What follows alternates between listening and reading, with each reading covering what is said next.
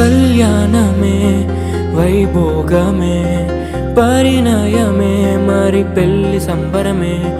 కళ్యాణమే వైభోగమే పరిణయమే మరి పెళ్లి సంబరమే. అందాల వరుడు పరిశుద్ధుడు చక్కని వధువు కన్యాకు.